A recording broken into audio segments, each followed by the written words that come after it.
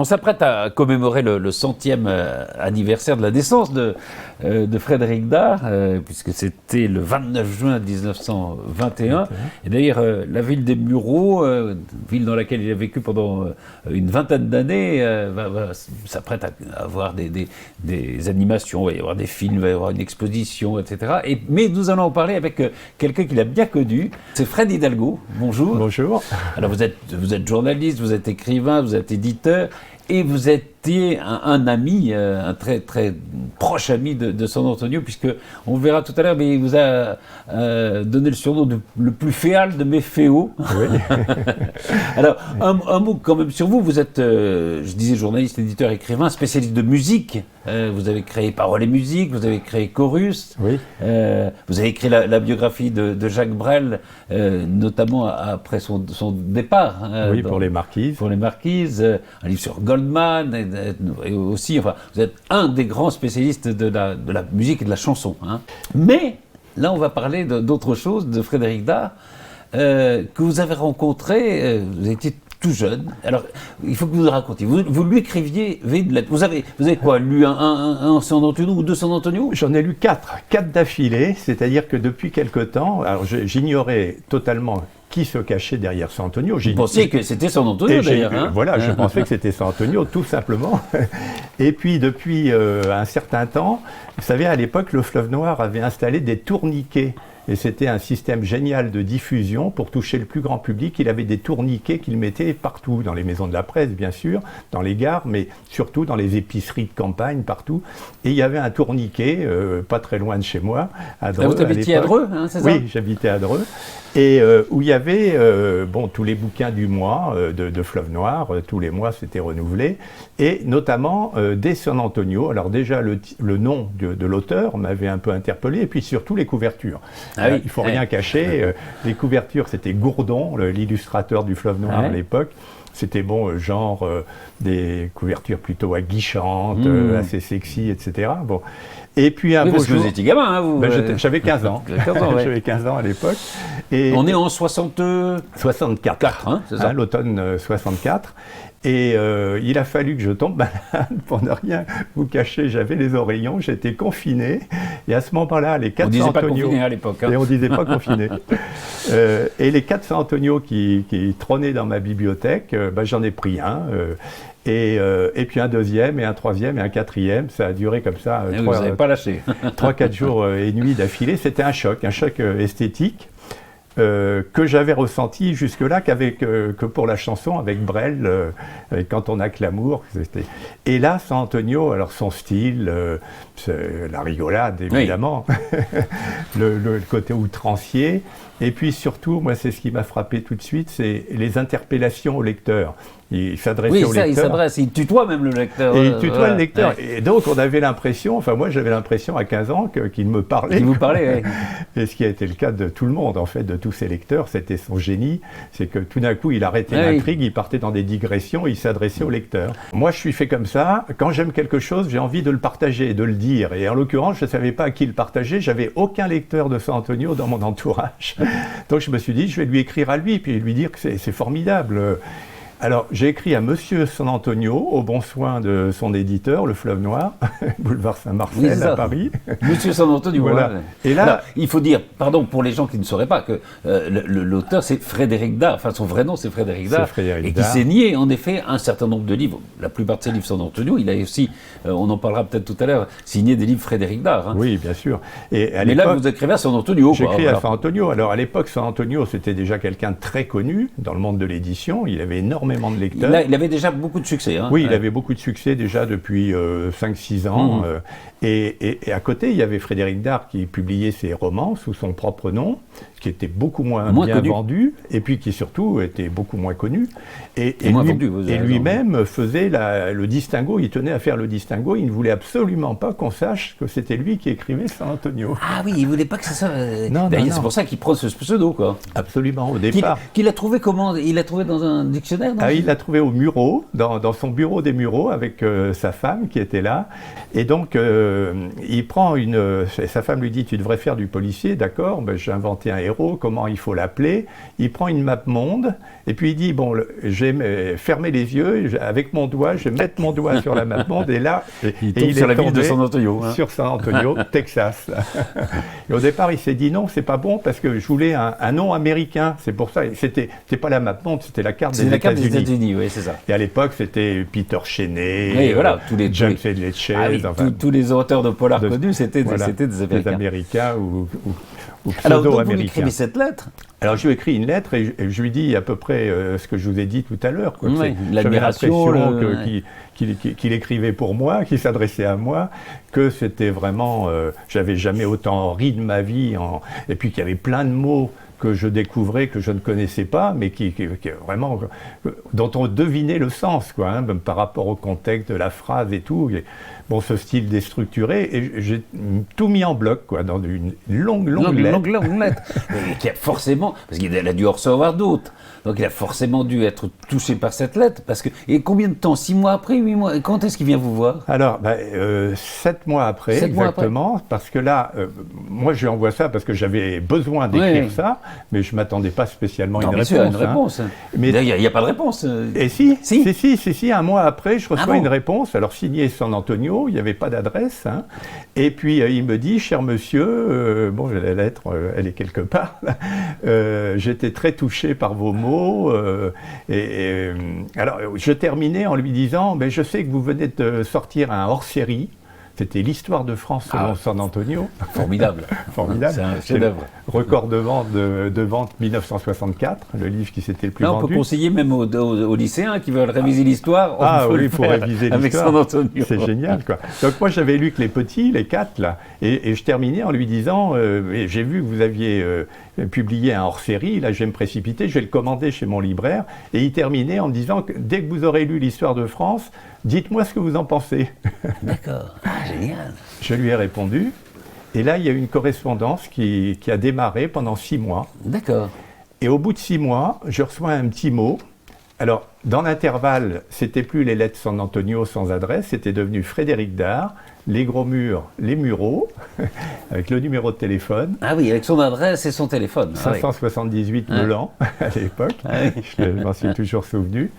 Et il m'envoie un petit mot en me disant j'ai envie de vous rencontrer, téléphonez-moi, un matin de cette semaine, etc. Alors à l'époque, j'étais lycéen, oui, chez mes parents.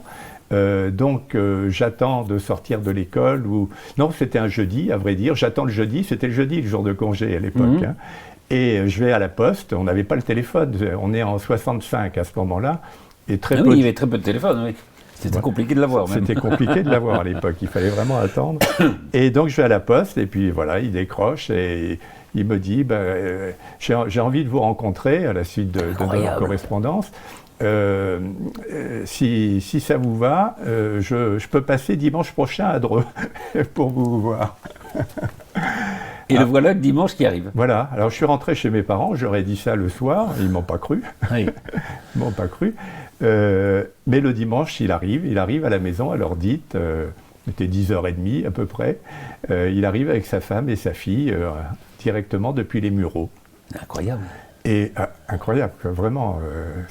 Et il savait que vous aviez 15 ans, hein Non, il ne le savait pas. Ah oui, il pensait peut-être que vous étiez plus âgé que ça. Voilà, alors à un moment donné, c'est vers la fin de son passage chez mes parents, il y a ma mère qui s'adresse à lui et dit « Monsieur Dard, d'après ces lettres, quel âge donniez-vous à mon fils ?» Et Frédéric répond je lui donnais 4 à 5 ans de plus, l'âge de mon fils à peu près, et qui est étudiant.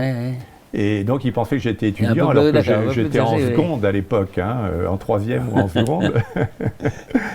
Et bon, voilà, il avait été touché par ma lettre au point de vouloir venir me rencontrer.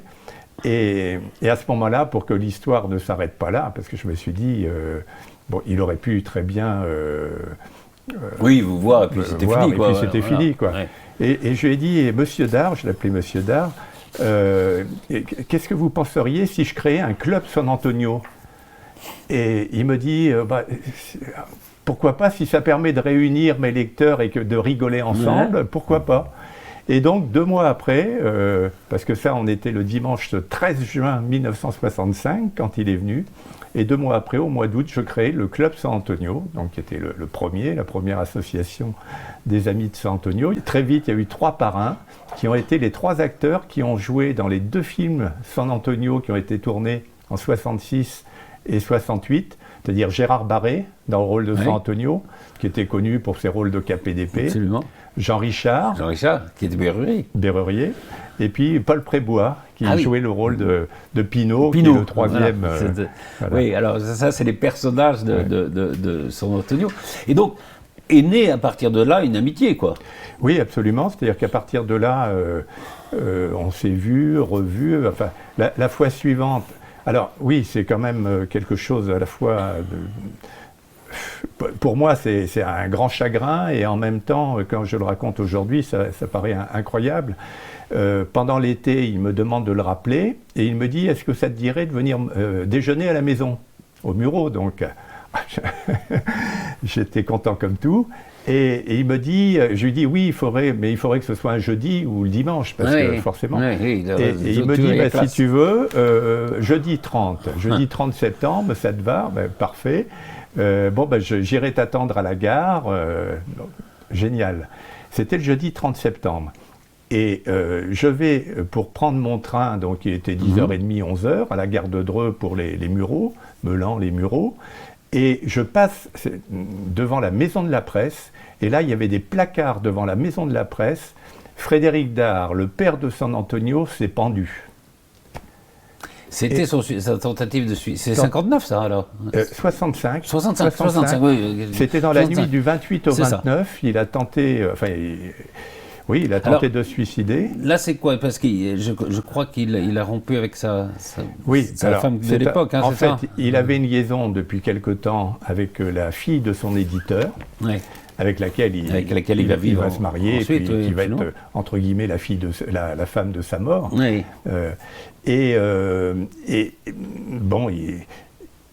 Il avait du mal à quitter sa femme, à divorcer. C'était un dilemme cornélien pour lui. Terrible pour lui, et voilà, il a fait cette tentative de suicide. Voilà. Mais c'était il faut dire peut-être, on dit parfois bipolaire. On le dit, oui. Je ne sais pas si c'est exactement, mais c'est vrai que c'était quelqu'un qui a une littérature qui est plutôt très enjouée, très drôle. Mais c'était pas forcément un personnage toujours très... Non, au contraire, c'était un vrai pessimiste au fond de lui-même. Il exorcisait ça par des saillies jubilatoires qui faisaient rigoler tout le monde. Mais en fait, il était profondément pessimiste. En gros, lui, sa philosophie, c'est pourquoi est-ce que l'homme est là en train de se faire du mal, se taper dessus, alors qu'on a tous un destin tracé. On commence à mourir le jour où on vient au monde. C'était une philosophie un peu désespérée, un peu absurde, absolument. Camusienne. Et vous parliez des apostrophes qu'il fait au lecteur dans ses romans. Et il expliquait au fond, je veux pas qu'il soit con, le lecteur. Il essayait quand même, si vous êtes raciste, si vous êtes machin, je vais essayer de vous changer, il y avait un peu ça. C'est exactement ça. Il s'est battu toute sa vie contre la connerie, sans guillemets. Mais en espérant justement donner des armes pour lutter contre, parce que ce qui était bien chez lui, c'est qu'il ne s'excluait pas du lot, il ne se mettait pas sur un piédestal. Il disait, oui, absolument. On est toujours le con de quelqu'un d'autre. Il donnait des pistes, des conseils, à sa manière, évidemment, avec son génie. Manière drôle, mais c'est vrai qu'il avait... Au fond, il n'aurait pas aimé qu'on le comprenne mal, en le lisant, parce que parfois il y a des personnages qui peuvent être racistes, qui peuvent être, mais ils se foutent d'eux, complètement, oui, parce qu'aujourd'hui, c'est vrai qu'on vit dans une ère en ce moment du politiquement correct, et donc si on prend certains de ses livres, il y a un hors-série de San Antonio qui s'appelle Beru Beru, qui se déroule en Afrique noire. Alors c'est la grande rigolade, hein, mais bon, certains esprits étriqués pourraient prendre ça. Les surnoms comme Blanche-Neige pour les Noirs, etc. Au premier degré. L'un de ses adjoints, c'est Jérémy Blanc, c'est un inspecteur noir qui arrive du Sénégal. Il est à Paris, il travaille comme éboueur, etc. Et puis c'est lui qui l'intègre dans son équipe et qui finalement devient presque son successeur. Et il y a une tendresse énorme avec lui. Donc, mais c'est vrai que je crois qu'il y a un hors-série du Point, notamment, enfin, qui sort actuellement, et qui s'interroge sur est-ce que les San Antonio pourraient être publiés aujourd'hui c'est une des questions qui se posent. C'est une des questions qui se posent. Qu'il faut comprendre le deuxième degré aussi. Exactement. Lui, il a toujours travaillé au deuxième degré, comme certains humoristes, De Vos et autres, Desproges, Coluche, etc. C'était cette époque-là aussi. C'était cette époque-là. Alors, il y a un livre de San Antonio qui s'appelle Ceci est bien une pipe. C'est son dernier ou... C'est l'avant-dernier, en fait. Oui. C'était même... Et alors, à la page 56, je lis ça. Je connaissais la chanson, paroles et musique, comme dirait mon cher Fred Hidalgo, c'est donc vous, hein, le plus féal de mes féaux, c'est ce que je disais tout à l'heure, et je le proclame ici grand connétable de la santoniaiserie, oui. Titre dont il pourra se parer sa vie durant, et sur orner ses pièces d'identité.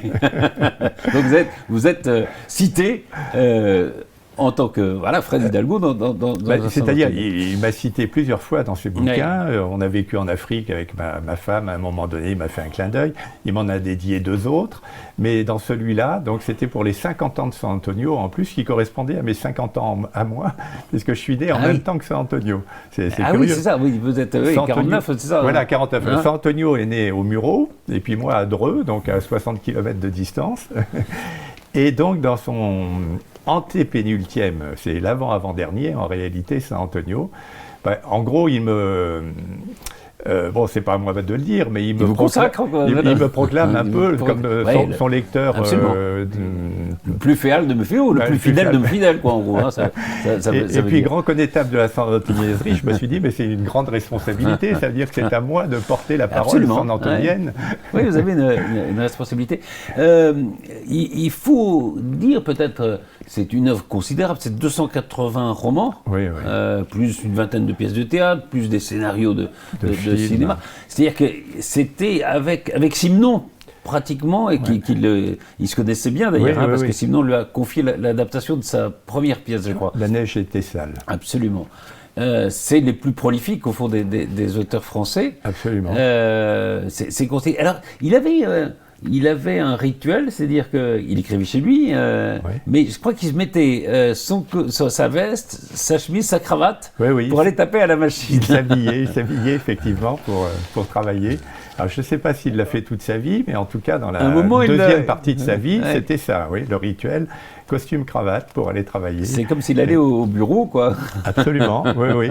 Alors, la différence, c'est que lui, l'écriture, c'était quelque chose qui... c'était lié intrinsèquement à sa personnalité. C'est-à-dire, je ne sais pas combien de fois il m'a dit, et il a dit à tous les journalistes qu'il a rencontrés, mais si j'arrête d'écrire, je meurs. Oui, je crois que voilà. C'est-à-dire qu'il terminait un San Antonio aujourd'hui, et il se remettait le lendemain. Le lendemain matin, il commençait le suivant. Et comment vous avez perçu cette imagination, d'où ça venait, comment ça lui venait? Parce qu'il faut une imagination extraordinaire. Alors, je vous parlais du rendez-vous manqué le jour... Oui, pardon, parce que je vous ai interrompu, parce que vous voyez ces affiches-là, qu'est-ce que vous faites? Donc, à ce moment-là, j'ai cru qu'il était mort, carrément. Le père de San Antonio s'est pendu. J'ai acheté le journal, à l'époque c'était François et l'Aurore, je me souviens, je les ai gardés, et je suis rentré chez Vous n'êtes pas allé jusqu'à chez lui, du coup? Non, je suis revenu à la maison, c'était jeudi, donc j'ai attendu que mes parents rentrent du travail le midi, et on a décidé de téléphoner à Madame Dard, c'était Odette à l'époque, sa première femme, au Muro, donc qu'on connaissait, puisqu'elle était venue avec Frédéric. Bien sûr. Et elle nous a dit que tout allait bien, qu'il était resté 10 heures dans le coma, donc l'avant-veille, et c'est pour ça que le lendemain, ça a commencé à filtrer dans la presse, et que 2 jours après, quand je m'apprêtais à aller chez lui, il y avait déjà les journaux. Oui. Ouais. Et elle nous a dit, mais les médecins disent qu'il doit subir une cure de sommeil parce qu'il était complètement... Enfin, il travaillait trop, quoi. Elle nous a fait comprendre que c'était son rythme de travail effréné qui l'avait conduit à... Voilà. Et une sorte de burn-out, c'est possible. Voilà, une sorte de burn-out. Bon. Là-dessus, après, moi, il y a aussi cette rupture avec Odette, voilà, justement. Il y a eu ça. Et la rencontre. Et il va aller en Suisse, d'ailleurs. Oui, alors, moi, je l'ai revu 2 mois après, donc fin septembre, ça n'a pas marché. Il allait mieux. Et puis, il m'a envoyé un petit mot et il m'a invité à déjeuner, mais alors au Fleuve Noir, à Paris, vers la fin octobre, début novembre. Donc 2 mois après la tentative de suicide. Et là, j'étais évidemment très gêné, j'avais 16 ans simplement, mais bon, j'ai pas pu m'empêcher de lui dire que j'ai cru qu'il était mort, quoi, hein.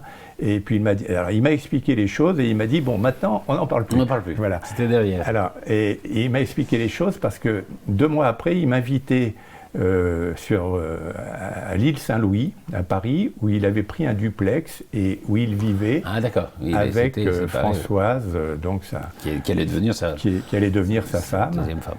Et avec laquelle il va s'installer donc en Suisse. En Suisse, oui.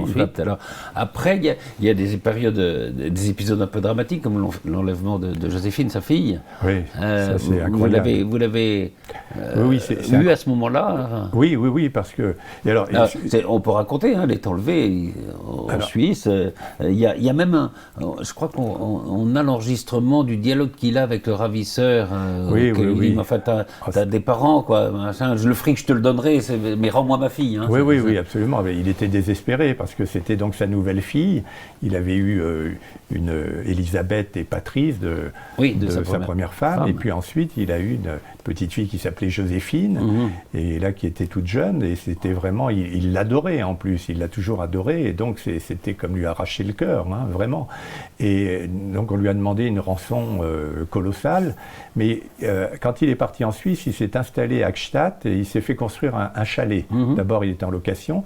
Et là, il vivait à Genève, où sa fille a été enlevée, parce qu'il venait de vendre son chalet. Donc, il avait l'argent en banque.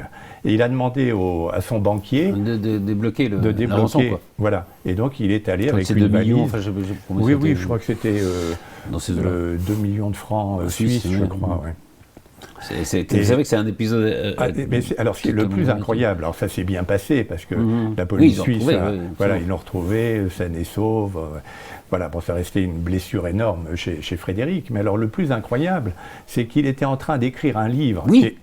On le racontait un enlèvement. Qui est un livre fabuleux en plus. Pour moi, c'est son chef-d'œuvre. Hein. C'est une sorte... Qui s'appelle ? Alors, il s'appelle « Faut-il tuer les petits garçons qui ont les mains sur les hanches ?» C'est signé San Antonio, mais sans les personnages de San Antonio. C'est-à-dire que depuis... il n'y a pas Bérurier, il n'y a pas... Non, il y a 3 ou 4 ans auparavant, son éditeur, ça a été un coup de marketing, mais c'était la réalité en même temps, avait publié un livre qui s'appelait « Y a-t-il un Français dans la salle ?»